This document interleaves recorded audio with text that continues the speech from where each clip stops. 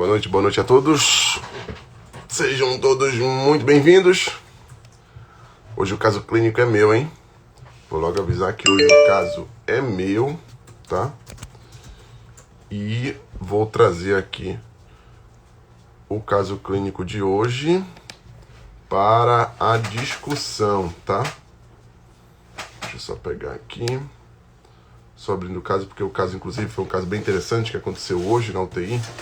Na verdade, o desfecho final foi hoje e eu quero repassar para vocês porque é um caso emblemático e nós vamos conseguir entrar em um tema que é um tema bem relevante e eu entendo que esse aqui é um dos erros que se comete no momento da comunicação com a família e com o paciente, tá? Eu, curiosamente, nunca fui bom ou nunca estudei como deveria estudar a língua portuguesa, tá?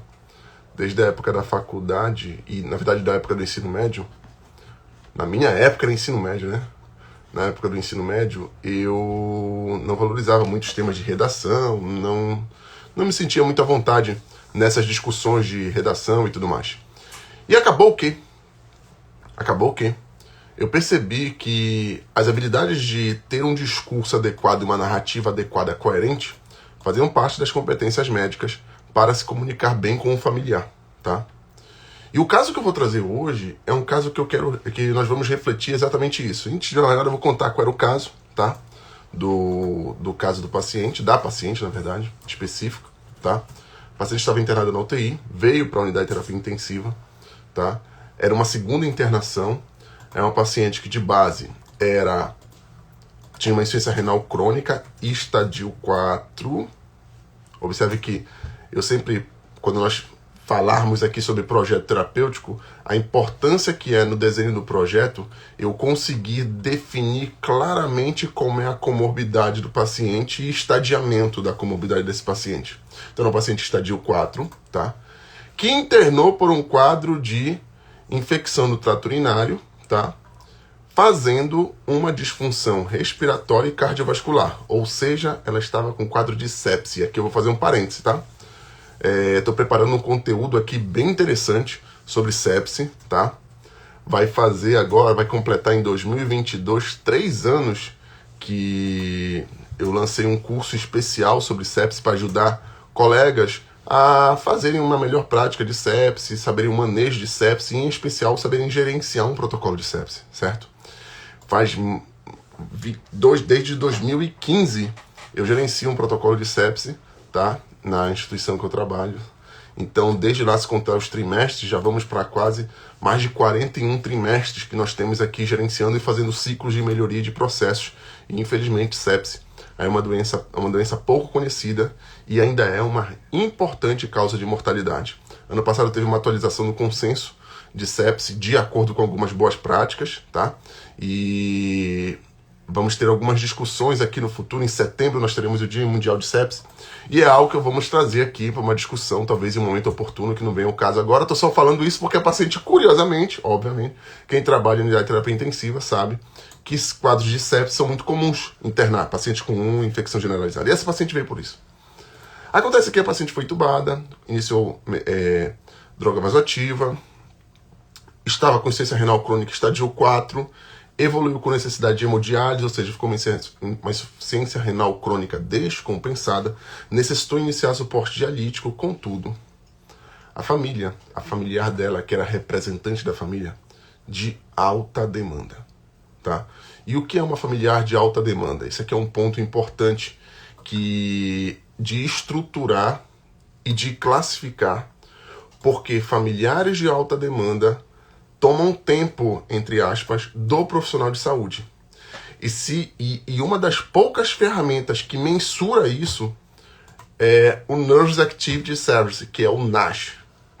No NASH, existe um tópico do NASH, quando eu vou dimensionar minha equipe assistencial de técnicos e enfermeiros, onde eu mensuro a demanda que aquela família está tendo e consigo, com isso, fazer o meu dimensionamento de profissional. Olha a importância disso, tá? Esse aqui é um ponto de reflexão que eu faço. Se eventualmente você faz esse tipo de avaliação da sua equipe, no dimensionamento da sua equipe, para dimensionamento oportuno, caracterizando as demandas que eventualmente existem de famílias ou de familiares com relação ao paciente. E essa paciente entrava com uma caracterização como essa. Acontece que a paciente ficou internada na unidade algo em torno de 2 semanas e alguns dias, tá? E durante todos esses dias eu fiz 2 conferências com ela, alinhando diretrizes terapêuticas, certo? Consegui adquirir a confiança da família no cuidado. Houveram vários pontos de questionamento sobre cuidados e, na verdade, percepções, inclusive, de cuidados inadequados, entre aspas, tá? Lembra daquilo que eu falei de percepção? Touro, as metáforas que nós já usamos, o touro, o toureiro, então, percepções, tá? Mas hoje, na verdade, ontem, quando eu conversei com essa família preparando para a alta, eu consegui perceber num cenário, e isso a gente não consegue perceber no início de um tratamento, no início de um cuidado, eu consegui perceber algo que ela começou a me abrir determinadas coisas da rotina familiar que permitiu com que eu entendesse o porquê toda essa demanda. E isso aqui é importante o profissional de saúde saber, tá? A paciente, na verdade, ela representava o pai e 3 outros irmãos. E acontece que, quando eu comecei a conversar com os familiares, na verdade com ela, ontem foi uma das poucas, eu acho que foi a única vez que ela colocou no Viva Voz o telefone e falou a seguinte frase: doutor, fale aqui agora comigo, porque o meu pai está aqui do meu lado e quer escutar. E eu falei para ela do quadro da mãe dela, de como estava a evolução da mãe dela, certo? Da programação, inclusive, de alta para o dia de hoje, que inclusive aconteceu. E ao falar desse momento, desse quadro dela, da programação e tudo mais, eu falei a seguinte frase: olha, deu tudo certo, está dando tudo certo, ela está evoluindo de maneira adequada, ela está evoluindo de maneira satisfatória, com as terapêuticas que foram instituídas, certo? Então tudo que você fez de trazê-la para cá, todo o cuidado que você teve, todo o cuidado assistencial que você realizou durante esses dias, tá? E todo o cuidado fora do hospital que você realizou, surtiu efeito. Ela está melhor e é um momento agora de preparação para ela, de unidade.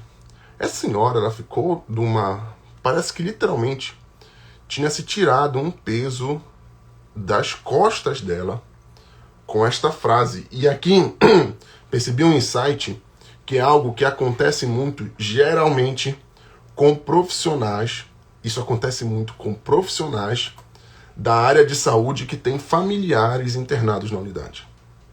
A família inteira dele se direciona para esse profissional que tem, entre aspas, o maior conhecimento dentre os representantes da família e querem saber de informações, e querem saber de resultados, e querem saber da assistência. E detalhe, essas perguntas muitas das vezes são feitas por familiares passivo-agressivos, que fazem com que você, que está ali como um acompanhante, como um paciente, que é um familiar profissional, que é um familiar, e que está acompanhando agora o seu familiar doente ou adoentado, tem uma pressão tão grande da família que agora você transfere isso para o profissional de saúde que está fazendo assistência.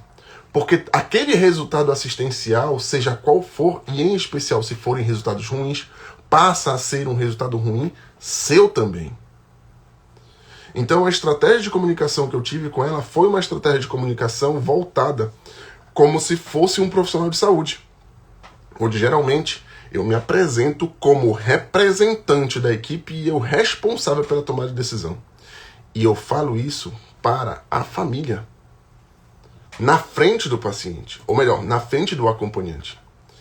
E claro, também elogio a pessoa, um elogio sincero do resultado assistencial até ali, que ela está participando, mas que o responsável sou eu, e consigo com isso tirar esse peso abstrato que amassa, que machuca tanto o profissional de saúde quando tem um familiar doente, tá? Então, diante disso, o primeiro ponto que eu queria deixar claro aqui, que foi essa estratégia específica, é, número 1, o profissional de saúde no centro dessa assistência, certo? no centro dessa assistência, no sentido de ser o grande auxiliador do segundo erro que eu vejo geralmente nessa abordagem, que agora é o ponto que eu fiz com ela, porque hoje ela fez algumas perguntas sobre preocupação de saída da unidade e retorno da unidade. E ela me perguntou exatamente isso, mas doutor, vem cá. O fato de ela estar saindo hoje, poxa, ela pode voltar, eu estou preocupada, estou muito angustiada, lembro do peso que a família exige, da preocupação que a família tem, da cobrança que a família faz frente à ocorrência do paciente para aquela pessoa, porque ela está despejando tudo ali. E aí eu tenho uma cobrança que pode ser externa ou uma cobrança interna daquela família ou daquele profissional ou daquela pessoa pelo resultado assistencial. Isso é extremamente desgastante para quem passa por uma situação como essa. Então, diante disso, hoje veio a segunda pergunta, que caracteriza muito bem essa tese. Mas vem cá, ela pode piorar, ela pode acontecer alguma coisa, e se ela piorar, ela voltar para a UTI, o que vai acontecer com ela? Será que isso vai acontecer? Tem alguma coisa que nós possamos fazer? E eu fui bem claro com ela nesse momento, falando o seguinte ponto. Ela pode voltar para cá. Ela pode voltar para cá, ela pode ir para sua casa e voltar para o hospital, ela pode ir para a unidade de internação e voltar para a UTI. Isso pode acontecer, é inerente à doença dela. Ela pode, possivelmente, em 3 meses, ela vai estar dialisando, no melhor dos cenários, uma clearance de creatinina estimada em torno de 20. Então ela pode estar dialisando. E aí, diante disso, ela começou a observar agora o cenário, que é este o ponto que eu queria, talvez seja o centro do caso de hoje, que foi esse caso emblemático que eu trouxe para vocês. Como você conta a história do doente? Quem é o personagem principal? Se você fosse contar uma história de um doente, quem é o personagem principal? Quem é o personagem principal quando você chega e vai contar a história de um paciente? O personagem principal é o paciente? Ou o personagem principal é você, em primeira pessoa, narrando a história do paciente? Por que eu estou dizendo isso? Porque não é incomum, quando se perguntam como é que está o paciente, você, e eu já vi isso acontecer, e eu, inclusive, me corrijo disso diariamente, porque algumas vezes eu tento escapulir nisso, falando dessa forma. Você fala as suas intervenções, ou seja, o foco está em você, no que você está fazendo, no que deu certo, no que não deu certo, no que você está realizando com o paciente. O foco está em você. Mas será que você não conta a história com foco no paciente? Como seria uma narrativa com foco em você, com essa paciente? Olha, essa paciente está aqui com uma infecção urinária, com um quadro de disfunção cardiovascular e respiratória em suporte ventilatório. Eu já iniciei um antibiótico para ela, já troquei, já solicitei culturas, já estamos aguardando os resultados, as parciais são negativas, iremos avaliar os resultados dessas culturas agora para ver o que vai ser feito com ela e para ver se será necessário trocar algum antibiótico do paciente. Vocês observaram que a narrativa inteira foi feita o médico, o profissional, o que eu fiz, o que eu deixei de fazer. E o paciente está numa figuração passiva da situação, aquele que está recebendo o cuidado, não que não seja. Mas eu vou dar uma segunda abordagem para vocês, que é essa que eu tenho realizado e que eu percebo que ela é muito mais natural. Seria mais ou menos assim. Seu familiar está com um quadro de infecção generalizado, de foco urinário, já foi iniciado antibióticos pela nossa equipe, a resposta clínica que ele está apresentando, é parcial até o momento, o organismo dele tolerou a redução de medicações que controlam a pressão, ele está conseguindo respirar de maneira mais adequada, estamos reduzindo parâmetros ventilatórios e níveis de sedação e ele está tolerando essas reduções. Se nas próximas 48 horas ele continuar apresentando esse nível de evolução, nós iremos e poderemos suspender o suporte ventilatório e realizar a extubação. Vocês observem quantas vezes eu falei aqui propositalmente a palavra ele.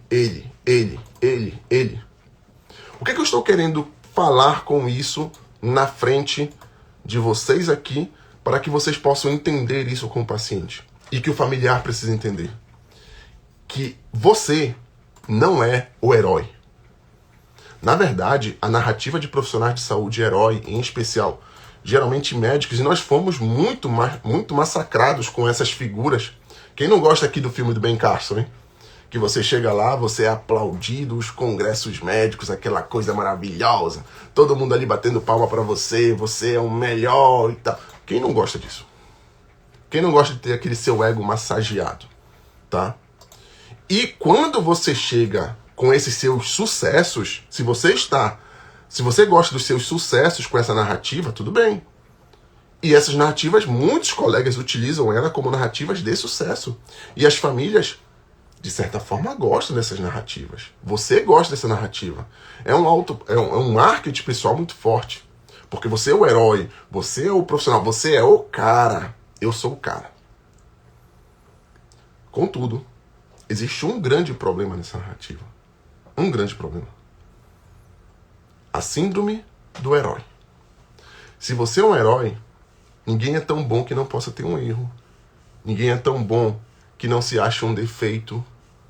Quando você entra com essa narrativa, você acaba de ter um alvo nas suas costas. E esse alvo nas suas costas acaba levando a família, inclusive, a cobrar isso de você. A cobrar essa narrativa. Porque vem cá, doutor, tá, não respondeu. E aí, o que é que você vai fazer agora? Tá, não tá respondendo. E aí, doutor? Não, doutor, peraí. E aí, o que é que tá acontecendo? Tudo que foi feito, não tem mais nada para fazer? Observe que agora você entra num bloqueio mental e aqui entra uma situação de estresse muito grande profissional de saúde. Todos nós já passamos por isso. Como a família começa a perguntar, e aí, doutor, e agora? O que é que vai ser feito? Não, doutor, não respondeu. E aí? O que? Poxa, não respondeu. E aí? O que é que você vai fazer? E por que isso está acontecendo? Porque simplesmente eu estou contando a história das minhas intervenções.